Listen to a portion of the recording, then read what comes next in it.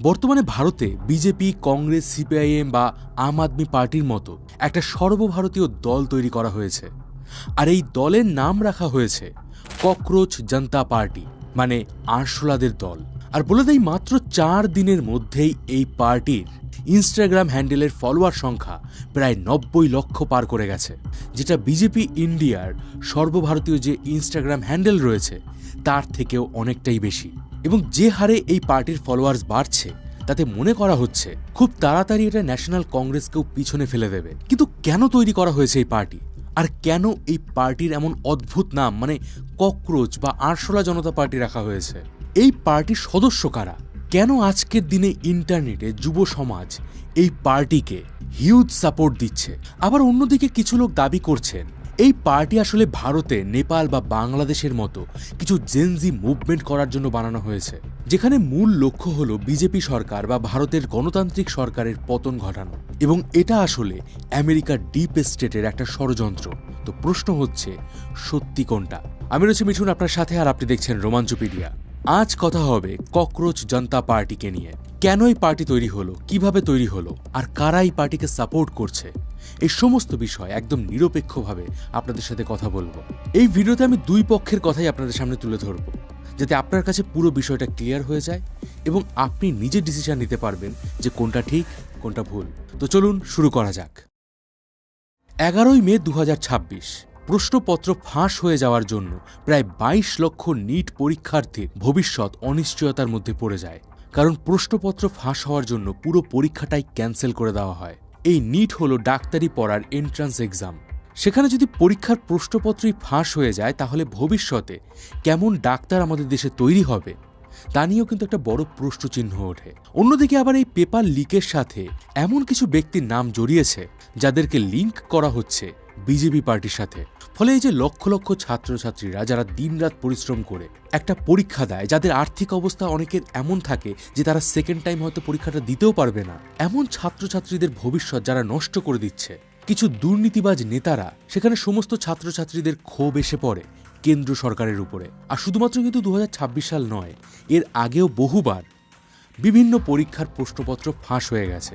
এবার প্রশ্ন ওঠে, যদি সরকার চাইলেই মিলিটারি প্রোটেকশনে ভোট করাতে পারে, ভোটের ব্যালট বক্সকে ব্যাংকের ভল্টের মতো আগলে রাখতে পারে, তাহলে কেন একই নিরাপত্তায় এই পরীক্ষাগুলো করানো হচ্ছে না? তাহলে কি সরকার যুব সমাজের ভবিষ্যৎ নিয়ে উদাসীন? তো বিগত কয়েকদিন ধরেই এই নিট পরীক্ষার প্রশ্নপত্র ফাঁস নিয়ে সোশ্যাল মিডিয়া এমনিতেই গরম ছিল, ক্ষোভে ফুঁসছিল জনগণ। আর ঠিক এই সময় আগুনে ঘি ঢালার মতো কাজ করে সুপ্রিম কোর্টের প্রধান বিচারপতি সূর্যকান্তের একটি মন্তব্য। আর এই মন্তব্যই আজকের দিনে এই ককরোচ জনতা পার্টির প্রধান ইন্ধন বলতে পারেন। তো কি হয়েছিল এক্স্যাক্টলি আমি বুঝিয়ে বলছি। এই পুরো ঘটনাটা শুরু হয় আসলে সুপ্রিম কোর্টের একটা হিয়ারিং থেকে। 2026 সালের মে মাসে সুপ্রিম কোর্টে একটা মামলার শুনানি হচ্ছিল, যেখানে একজন উকিল সিনিয়র অ্যাডভোকেট হওয়ার দাবি নিয়ে সুপ্রিম কোর্টে মামলা করেছিলেন। আর এই মামলার শুনানি চলাকালীনই সুপ্রিম কোর্টের প্রধান বিচারপতি সূর্যকান্ত একটি মন্তব্য করেন। তিনি বলেন, এই সমাজে কিছু যুব সমাজ রয়েছে যারা ককরোচের মতো, মানে আরশোলার মতো, যারা চাকরি না পেয়ে মিডিয়া, সোশ্যাল মিডিয়ায়, এমনকি আরটিআই অ্যাক্টিভিজমে ঢুকে সিস্টেমকে অ্যাটাক করতে শুরু করেছে। আর এই লাইনটা বলার সাথে সাথেই ভাইরাল হয়ে যায়। বিশেষ করে ভারতের আনএমপ্লয়েড মানে বেকার যুবকরা, যারা দিনের পর দিন চাকরি পাওয়ার পরীক্ষা দিয়ে যাচ্ছে, যারা নিজেদের কেরিয়ার নিয়ে চিন্তিত, তাদের মধ্যে প্রচণ্ড ক্ষোভ সৃষ্টি হয়। আর এই সময় কন্ট্রোভার্সিটা আরও বৃদ্ধি পায় নিটের পেপার লিকের জন্য। আনএমপ্লয়মেন্ট, এক্সাম পেপার লিক, রিক্রুটমেন্টে কারাপশন, এই সব কিছু নিয়ে কিন্তু যুব সমাজ যথেষ্ট ফ্রাস্ট্রেটেড ছিল। ফলে বেশিরভাগ যুবক যুবতী সুপ্রিম কোর্টের বিচারপতির এই মন্তব্যকে পার্সোনাল ইনসাল্টিং মনে করেন। সবার একটাই দাবি ওঠে, যেখানে বিচারপতির যুব সমাজের পক্ষে কথা বলা উচিত, সেখানে তিনি যুব সমাজকে আরশোলা বা পরজীবীর সাথে তুলনা করছেন। যদিও এই কন্ট্রোভার্সি শুরু হওয়ার কিছু সময় পরেই সিজিআই মানে চিফ জাস্টিস অফ ইন্ডিয়া একটা ক্ল্যারিফিকেশন দেন। তিনি বলেন যে মিডিয়ায় তার ওরাল অবজারভেশনকে মিসকোট করা হয়েছে এবং কোনো রকম কনটেক্সট ছাড়াই ভাইরাল করা হয়েছে। তিনি বলেন যে তার এই বক্তব্য সাধারণ যুবক যুবতীদের জন্য ছিল না, তাদের জন্য ছিল যারা ফেক ডিগ্রি দিয়ে বিভিন্ন পজিশনে চাকরি করছে এবং সিস্টেমকে এক্সপ্লয়েট করছে। কিন্তু যুব সমাজ এই ক্লারিফিকেশনে মানতে নারাজ। কারণ শুনানি হচ্ছিল একজন উকিলের সিনিয়র অ্যাডভোকেট হওয়ার দাবি নিয়ে। এখানে কিন্তু যুব সমাজের বিষয়ে কোনো শুনানি হচ্ছিল না। সুতরাং এই জায়গায় দাঁড়িয়ে এমন একটা বিতর্কিত মন্তব্য এটা প্রমাণ করে যে যুব সমাজের প্রতি আমাদের সিস্টেম কতটা উদাসীন। ক্লারিফিকেশনে সিজিআই আরও বেশ কিছু বলেন। তিনি বলেন যে ভারতের যুব সমাজের প্রতি তার গ্রেট রিগার্ড এবং রেসপেক্ট আছে এবং ইন্ডিয়ান ইউথদের তিনি দেশের ফিউচার পিলার হিসাবে দেখেন। কিন্তু ইন্টারনেটে আপনিও জানেন একটা কালচার খুবই কমন। একবার যদি আপনার মুখ ফসকে কোনো কথা বেরিয়ে যায় তাহলে সেটা আর ফেরত নেওয়া যায় না, কারণ ইন্টারনেটে কোনো কিছু ডিলিট হয় না। আর এখানে সিজিআই এর সেই অপমানসূচক শব্দটি ককরোচ, এটাই যুব সমাজ একটা প্রতিবাদের ভাষা হিসাবে বেছে নেয়। অনেক যুবক সার্কাস্টিক্যালি বলতে থাকে, হ্যাঁ আমরা ককরোচ, কারণ আমাদের সিস্টেম আমাদেরকে এইভাবেই দেখে। আর এখান থেকেই আসে এই ককরোচ জনতা পার্টির আইডিয়া। তো গত 16-17 তারিখে ইনস্টাগ্রামে একটা আইডি ওপেন করা হয় ককরোচ জনতা পার্টি নামে, যেখানে স্লোগান দেওয়া হয় one movement, one nation, one change. আর মাত্র 4 থেকে 5 দিনের মধ্যেই এই অ্যাকাউন্টের ফলোয়ার্স পৌঁছে যায় প্রায় 90 লক্ষের কাছাকাছি। আর ট্র্যাডিশনাল মিডিয়া থেকে শুরু করে সোশ্যাল মিডিয়ায় এই নতুন পার্টির নাম ভাইরাল হয়ে যায়। কিন্তু প্রশ্ন হচ্ছে, এই পার্টি তাহলে কারা তৈরি করলো? এবার এই আইডিতে আপনি যদি যান তাহলে দেখতে পাবেন এখানে বায়োতে লেখা আছে a political front of youth, by the youth, for the youth, মানে একটা রাজনৈতিক মোর্চা যা যুব সমাজের জন্য তৈরি। আর এটির ফাউন্ডিং প্রেসিডেন্ট হলেন অভিজিৎ দীপকে। এবারে ককরোচ জনতা পার্টির একটা 5 পয়েন্ট এজেন্ডাও রয়েছে, যেখানে প্রথমেই বলা হয়েছে no post retirement rewards for জাজেস, মানে ভারতের যে সিজিআই থাকেন তার জন্য রাজ্যসভায় কোনো সিট বরাদ্দ করা হবে না। বিগত কয়েক বছর ধরে ভারতের বিরোধী দলগুলো যেভাবে ভোট চুরি নিয়ে কথা বলছে, সেই ইস্যুটাকেও এই ককরোচ জনতা পার্টির এজেন্ডার মধ্যে রাখা হয়েছে। সেখানে উল্লেখ করা হয়েছে যে প্রত্যেকটা ভোটকে সুরক্ষিত রাখতে হবে। 3 নম্বর এজেন্ডার মধ্যে রয়েছে 50% রিজার্ভেশন রাখতে হবে মহিলাদের জন্য। 4 নম্বর এজেন্ডা মিডিয়াকে ইন্ডিপেন্ডেন্ট রাখতে হবে, কোনো গদি মিডিয়া চলবে না। আম্বানি এবং আদানি যে সমস্ত মিডিয়াকে ওন করে তাদের সবার লাইসেন্স ক্যান্সেল করতে হবে এবং সমস্ত গদি মিডিয়ার অ্যাঙ্করদের ইনভেস্টিগেট করতে হবে। এবং যদি কোনো পলিটিক্যাল পার্টির এমপি বা এমএলএ ভোটের পরে পার্টি বদল করে তাকে 20 বছরের জন্য পলিটিক্স থেকে ব্যান করতে হবে। এই পর্যন্ত আশা করি আপনি বুঝতে পারছেন। কিন্তু সমস্যা হচ্ছে, এই অ্যাকাউন্ট থেকে যুব সমাজের পক্ষে কথা বলা হলেও এখনো পর্যন্ত বিজেপি পার্টি ছাড়া অন্য কোনো দলের সমালোচনা করা হয়নি, যে কারণে বিজেপি পার্টির যারা সাপোর্টার আছেন তারাও এই অ্যাকাউন্টের বিরুদ্ধে সোশ্যাল মিডিয়ায় বিভিন্ন ধরনের ক্যাম্পেইন চালাচ্ছে। এবার এইসবের মধ্যে বেশ কিছু তথ্য এমন উঠে আসে যেটা আপনার মনেও বেশ কিছু প্রশ্নচিহ্ন তুলে দেবে। যেমন ধরুন, এই ককরোচ জনতা পার্টির যে অ্যাকাউন্টটা তৈরি করা হয়েছে সেটা মূলত আমেরিকার একটা অ্যাকাউন্ট। এমনকি যিনি এর ফাউন্ডার মানে অভিজিৎ দীপকে, তিনিও আমেরিকাতেই থাকেন। ফলে প্রো গভর্নমেন্ট সাপোর্টাররা ভারতের গণতন্ত্রের ভিতকে নাড়ানোর জন্য ডিপ স্টেটের একটা চাল মনে করছেন, যেখানে না জেনে বুঝেই ফাঁদে পা দিচ্ছে যুব সমাজ। আবার বিজনেস টুডের রিপোর্ট অনুযায়ী এই অভিজিৎ দীপকে হলেন আম আদমি পার্টির একজন পুরনো মেম্বার, যে দিল্লিতে আম আদমি পার্টি ক্ষমতায় থাকাকালীন বেশ অ্যাক্টিভ ছিলেন। তার সাথে মনোজ সিসোদিয়ার ছবিও দেখা যায়, এমনকি অ্যান্টি বিজেপি বেশ কিছু পোস্টও দেখা যায়। ফলে এখানে বিজেপির সাপোর্টাররা দাবি করছে যে এটা আসলে একটা অ্যান্টি বিজেপি গ্রুপ যারা ককরোচ ন্যারেটিভের ফায়দা লুটছে।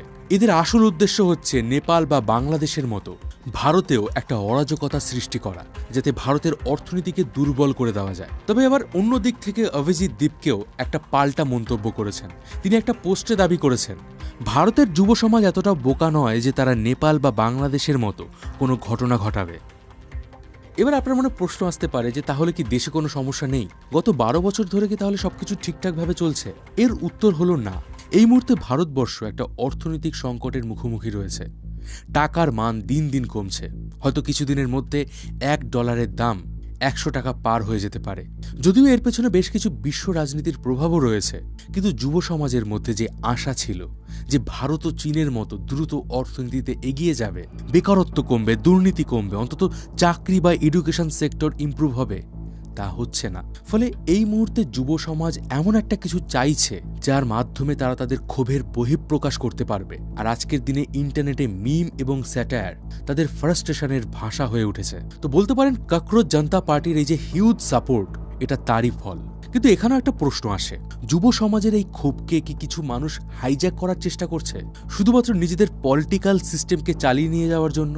আর যেটা একটা দেশের অভ্যন্তরীণ বিষয়, সেটাকে কেন আমেরিকা থেকে কন্ট্রোল করা হবে? তবে এই সব কিছুর মধ্যে সবথেকে বেশি চিন্তার বিষয় হচ্ছে আমাদের দেশের বিচার ব্যবস্থা। আমাদের দেশের সংবিধান এতটাই কমপ্লেক্স এবং বিচারপতিদের এতটাই সুরক্ষা দেয় যে আজ যদি আমি সুপ্রিম কোর্ট বা বিচারপতিদের সামান্যতম ক্রিটিসিজম করি, তাহলে হয়তো আমার উপরে কন্টেম্পট অফ কোর্টের কেস চালিয়ে দেওয়া হবে এবং এমন হতে পারে আমি জেলেও চলে যেতে পারি। কিন্তু একবার ভেবে দেখুন তো, একজন দেশের প্রধান বিচারপতির এমন মন্তব্য করা কি উচিত ছিল? যেখানে আজকের দিনে লক্ষ লক্ষ যুবক বেঁচে থাকার জন্য লড়াই করছে, চাকরি খুঁজছে, একটু ভালো রোজগার খুঁজছে, তাদের জন্যই পরজীবী বা আরশোলার মতো শব্দগুলো কতটা অপমানজনক।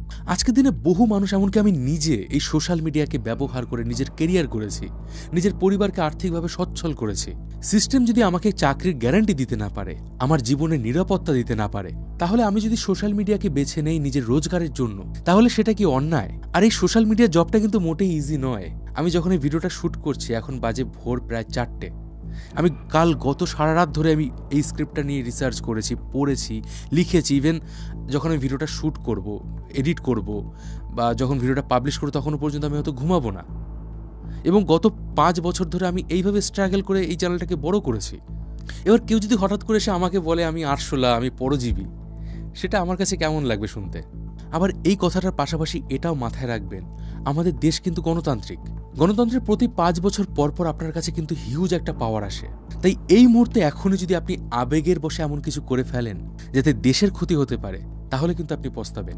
দেখুন, আপনি ভারতীয় জনতা পার্টি করুন বা ককরোচ জনতা পার্টি, কংগ্রেস, আম আদমি পার্টি, যাই করুন না কেন, নিজের চোখ কান খোলা রাখুন। আপনি নিজে ডিসাইড করুন না কোনটা ঠিক কোনটা ভুল। কেন একজন ইউটিউবারকে বলতে হবে যে আপনি এটা মেনে চলুন, ওটা মেনে চলবেন না? যদি শুনতেই হয় কখনো, 2 পক্ষের কথা শুনুন, তারপর যেটাকে ঠিক মনে হয় আপনি সেটাকে বেছে নেবেন। এতে আপনি নিজের প্রতি সৎ থাকবেন, নিজের ডিসিশনের প্রতি সৎ থাকবেন। আর সবশেষে অটল বিহারী বাজপেয়ীর একটি কথা কিন্তু অবশ্যই মনে রাখবেন, সরকার আসবে, সরকার চলেও যাবে, কিন্তু এই দেশটাকে বাঁচিয়ে রাখতে হবে।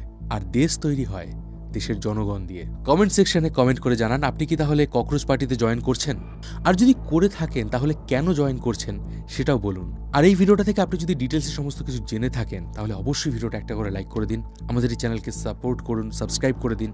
কারণ আমরা চেষ্টা করি সবসময় নিরপেক্ষ থেকে আপনাদের সামনে সমস্ত তথ্য তুলে ধরতে। তো দেখা হবে পরের ভিডিওতে। ততদিন ভালো থাকবেন, সুস্থ থাকবেন। আর আমি ছিলাম মিঠুন, আপনার সাথে।